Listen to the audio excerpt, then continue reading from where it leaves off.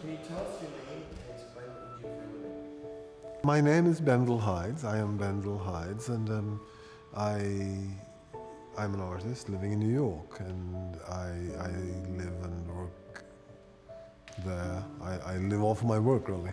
Can you describe where you grew up and your education and early art experiences? I grew up on the island. Right from the beginning, I was painting and drawing. Now, I don't know why this happened, to be honest. It just kind of naturally happened. But in terms of the island itself, it was kind of fiercely individualistic because I was the only one doing it. And I had about three peers, three fellow, islanders that were kind of artistic also. But other than that,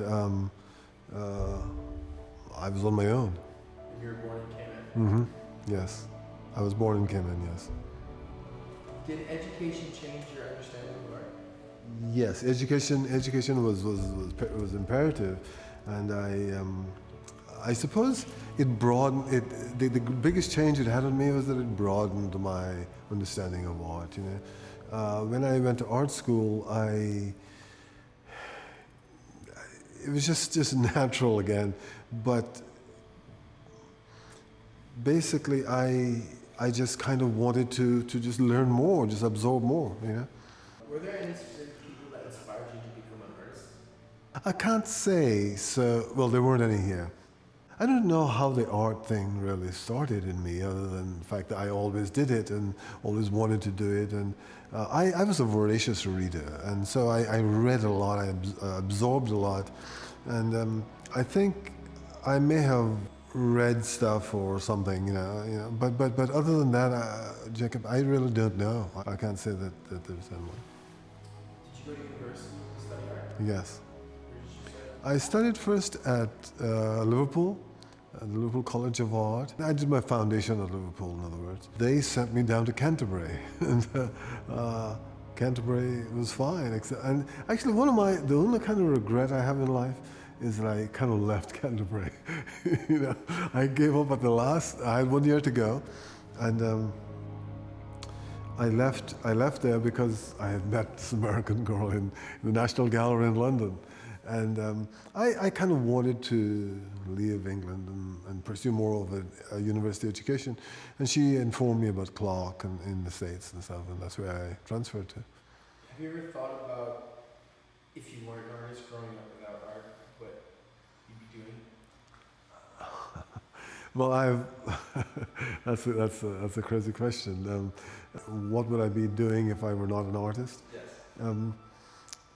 Well, I've thought about that since I've become an artist, since I've become an adult. But when I was young, I never thought about it at all. I had no thoughts about anything else. I had a voracious knowledge, as I said, and I was into political science and international relations and all this. So I decided, okay, I'll study something else, and I transferred to Clark to do that, international relations. But in terms of whether I would do something else, within a couple of weeks, I was at Clark. I was out doing watercolors of the campus, and I got a commission to do. It was a Parents' Day or something like that, and a lot of parents were coming by and all that, and they saw me standing there doing this, and they commissioned me to do a portrait of their son, who was a master's student there. And so I was always doing art. And in fact, my advisor at Clark, afterwards, just before I finished, he asked me, well, why did you do this? Why did you continue to do art? And I explained to him, well, that's because that's who I am, really. So whether I would have done something else, I suppose that's the only other thing. Actually, when I left England and came back here, when I was about to get this scholarship from the government, from the Cayman Islands government to go to Clark, I had figured that, okay, I would do something else. Is Cayman a supportive environment for an artist?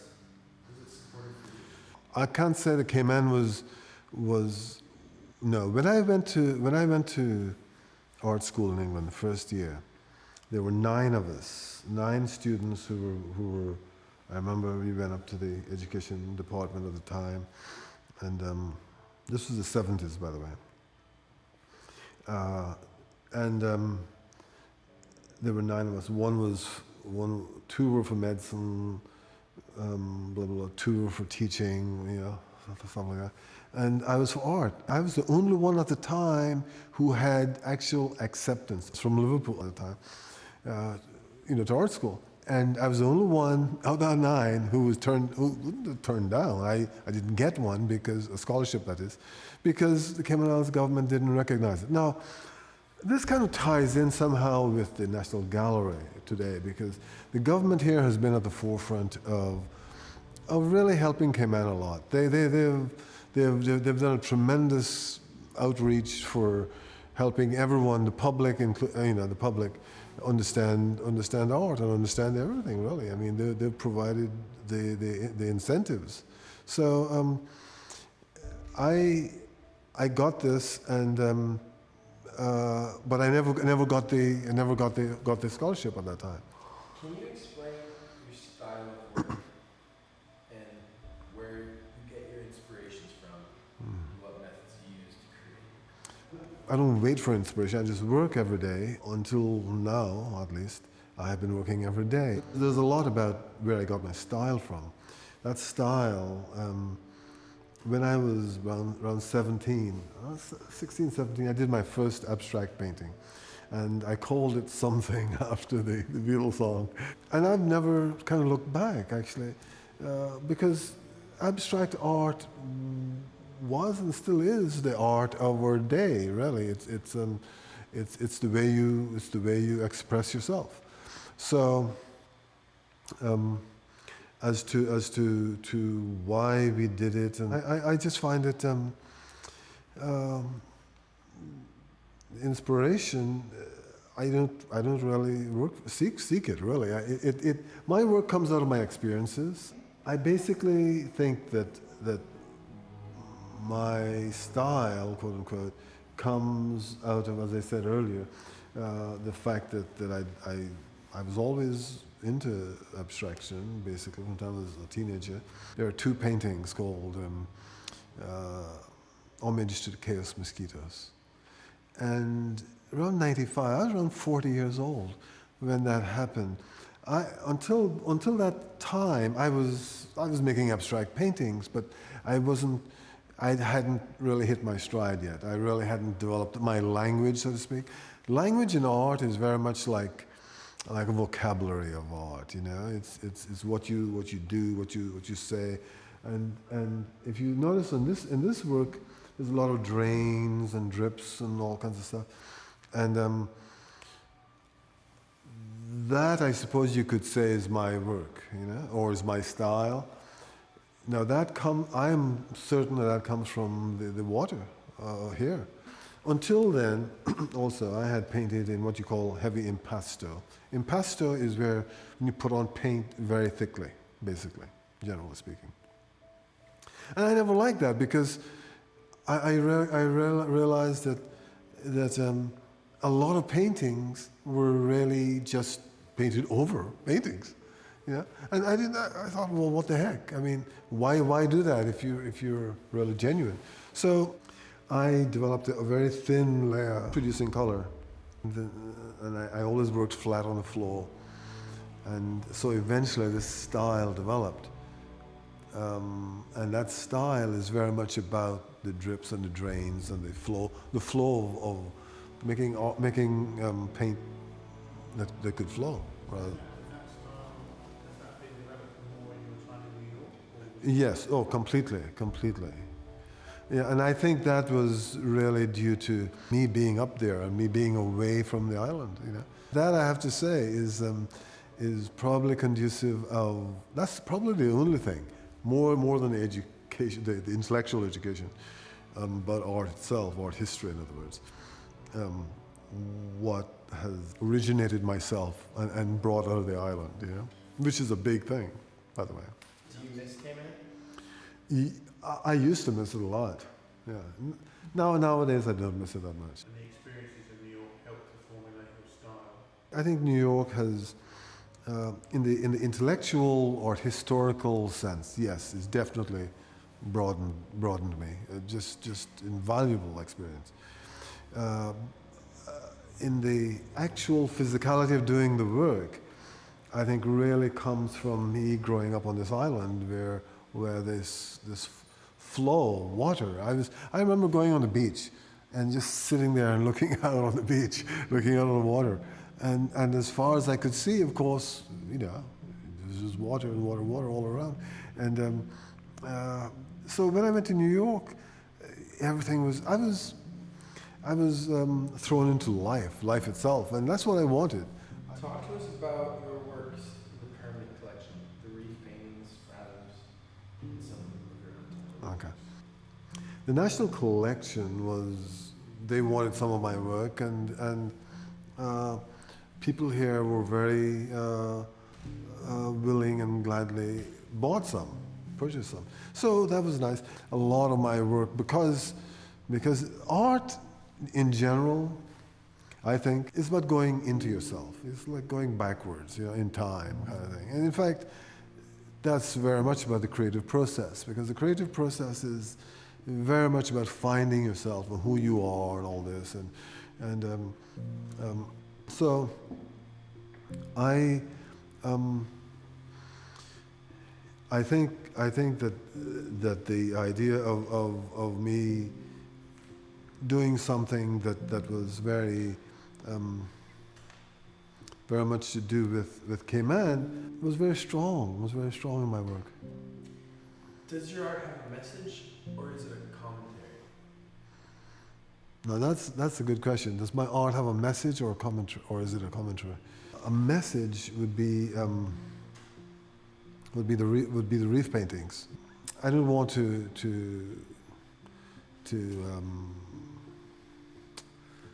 demolish the reefs anymore, and I want people to be aware of the reef as a place that is protective of the island, So the Chaos Mosquito series is very much about the commentary of that group of islands, which Caymanian seamen used to go to, and they developed a lot of their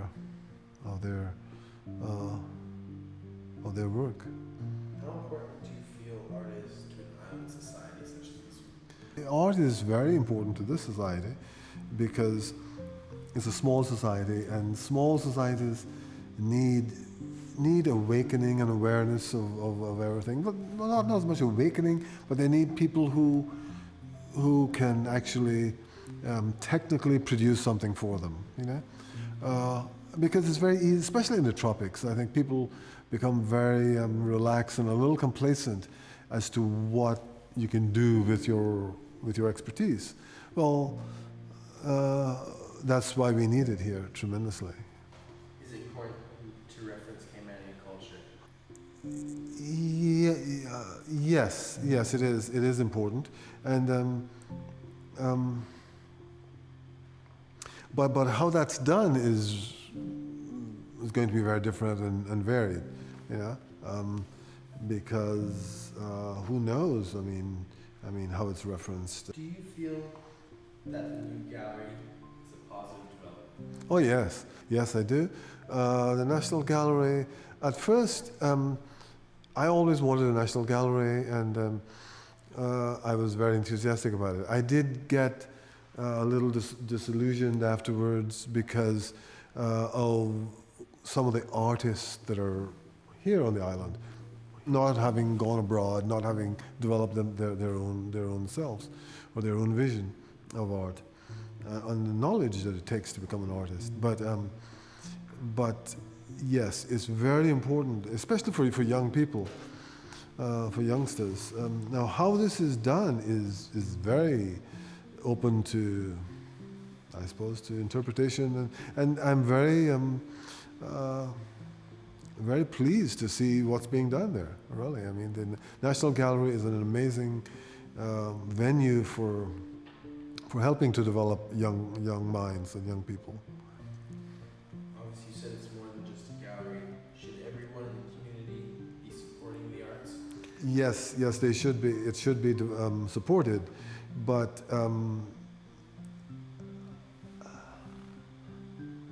How that's done is, you know, part of the problem that Cayman has is the fact that it's so tiny. It's a small island, which gives it both a pro and a con. You know, I mean, the pros of it is that you can reach out and do things very easily, and you can make things happen. The bad part about it is that a lot of it is to serve foreigners. You know, and by that I mean when you see 6 cruise ships out in the harbor, you know, the town is overloaded with people, and that's going to pressure artists to produce for those people. So I don't know. I mean, I don't know how to overcome it, really.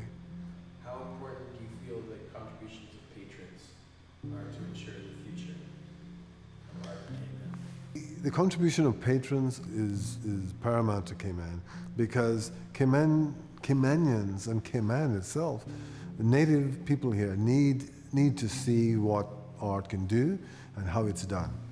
Art is about expression, really. You know, if you had asked a young person, say 50 years ago, what was the prerequisite for getting into art school or going to art school, the expression, the answer would be the ability to draw or draftsmanship. You know? Today, it's not that. Today is really about expression. You have to express yourself, and that expression is really the key to any kind of success, because it's key to communication. Communication develops leaders. Without good communication, you can't be a leader. So, philanthropists and donors, I mean, they help show the way. They help lead the way, you know, in showing everyone really how it's done. Does art reflect culture, or is art sustained through culture? I think it's both. I mean, sustained and reflect. It's kind of the same. Well, it's not the same, but yes, it should do both. Art should do both. How it's done is up to the artist, but that depends on, again, how willing they are to really, you know, look at themselves and look at their society. By themselves, I mean each other.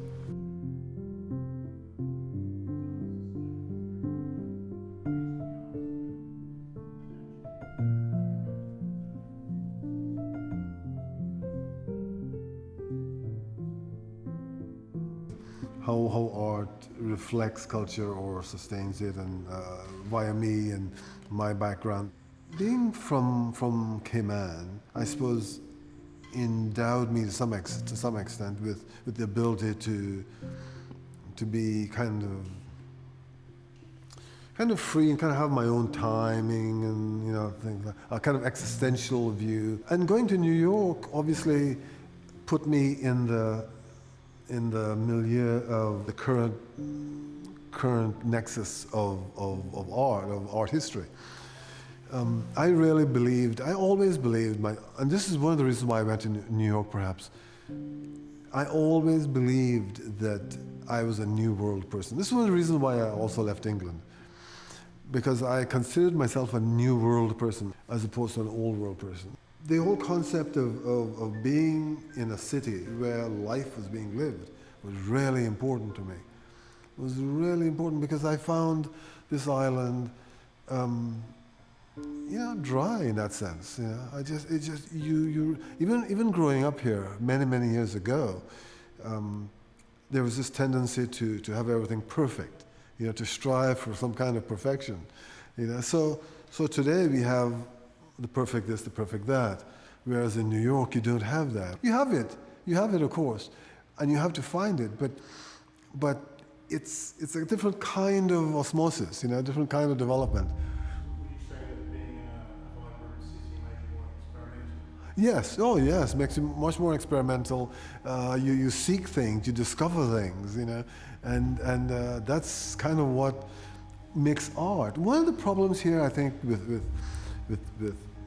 perceptions of anything, including art, is that it has to be perfect. They arrive at a certain style, at a certain thing, certain way, and if you don't do it that way, then it's not good. In fact, this affected my very early development as it, because my mother wanted me to paint or draw pictures that looked like photographs, and hey, I stopped doing that, and this didn't please her at all, and this was a problem but in New York it's all about experimentation, and getting back to expression, Jacob, as I said earlier, this is where it's at. You know, we have to experiment and then discover and then express. You know. Yeah, and these three things kind of work in tandem, work together, and I think the National Gallery is doing a lot of this.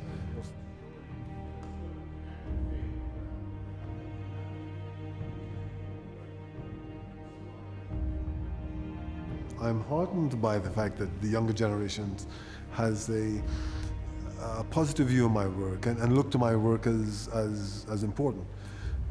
Why? Because I'm from the island, I suppose, and Caymanian, and it gives them a sense of something has gone before them, and this flow of time, etc., that is so important to them.